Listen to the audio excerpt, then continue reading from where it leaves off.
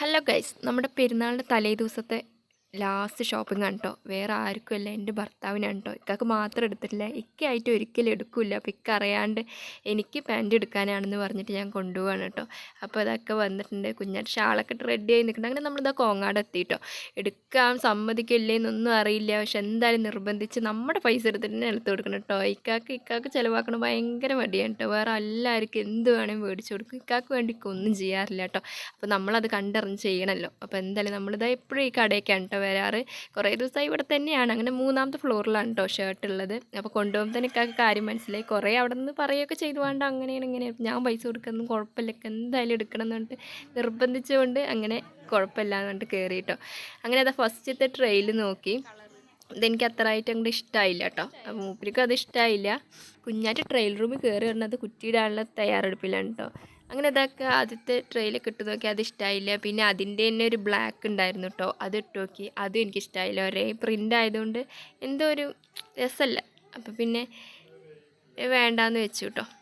പിന്നെ നമ്മളിതാ അവിടെ നിന്ന് ഇറങ്ങി വേറെ കടയിൽ കയറി കേട്ടോ. ഇവിടെ അത്യാവശ്യം കുഴപ്പമില്ലാത്ത സെലക്ഷനൊക്കെ ഉണ്ട് എന്നാണ് അറിഞ്ഞത്. അപ്പോൾ എന്തായാലും പോയി നോക്കാമെന്ന് പറഞ്ഞിട്ട് വന്നതാണ് കേട്ടോ. ഇക്കാക്ക് ഇപ്പോൾ തന്നെ ദേഷ്യം വരാൻ തുടങ്ങി. നമുക്കൊക്കെ ആണെങ്കിൽ കുറേ നേരം നിൽക്കും കേട്ടോ. ഇക്കാക്ക് വേണ്ടിയൊന്നും ഇക്ക അധികം ചെയ്യാറില്ല, അതാണ്. അപ്പോൾ ഇതാണ് കേട്ടോ എൻ്റെ അവസ്ഥ.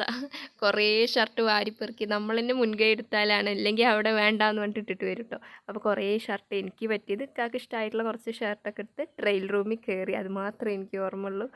പിന്നെ ഇക്കാക്ക് പറഞ്ഞു കഴിഞ്ഞാൽ ഭയങ്കര ഫിറ്റിലിടണം കേട്ടോ ഷർട്ട്. ഒരുപാട് ഫിറ്റ്, ഒരു ചെറിയ ലൂസേ പാടുള്ളൂ. പക്ഷേ ഇക്കാക്ക് കിട്ടിയതൊക്കെ എക്സലാണ് ഞാൻ പൊതുവെ എടുക്കാറ്. പക്ഷേ ഇതാണ് കേട്ടോ എക്സൽ ഇട്ടപ്പോഴുള്ള അവസ്ഥ. ഞങ്ങൾ ചിരിച്ച് നിൽക്കുകയായിരുന്നു. കുറച്ച് നേരം ചിരിച്ചു. പിന്നെ കുറേ കഴിഞ്ഞപ്പോൾ ഇക്കാക്ക് ദേഷ്യമൊക്കെ വരാൻ തുടങ്ങി കേട്ടോ. കുറേ ഷർട്ട് ട്രയൽ ചെയ്ത് നോക്കുന്നുണ്ട്. പക്ഷേ ഇക്കാൻ്റെ മുഖം കണ്ടാൽ മനസ്സിലാവും തീരെ താല്പര്യം ഇല്ലാത്തതുകൊണ്ടാണെന്ന്.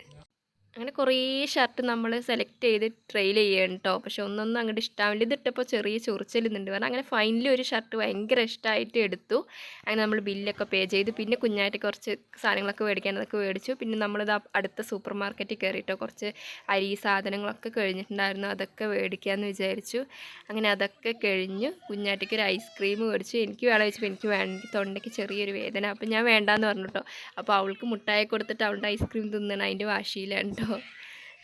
അപ്പോൾ ഇത് പെരുന്നാളിൻ്റെ അവസാനത്തെ ഷോപ്പിംഗ് ആയിരുന്നു കേട്ടോ. അപ്പോൾ എല്ലാവർക്കും അഡ്വാൻസ് ഈദ് മുബാറക്. അപ്പോൾ ഇത്രയുള്ള ഇന്നത്തെ വീഡിയോ ഇഷ്ടമായി കഴിഞ്ഞാൽ ലൈക്ക് ചെയ്യുക, ഷെയർ ചെയ്യുക, കമൻറ്റ് ചെയ്യുക, സബ്സ്ക്രൈബ് ചെയ്യുക. അടുത്ത നല്ലൊരു വീഡിയോ കാണുന്നതായിരിക്കും. ബൈ.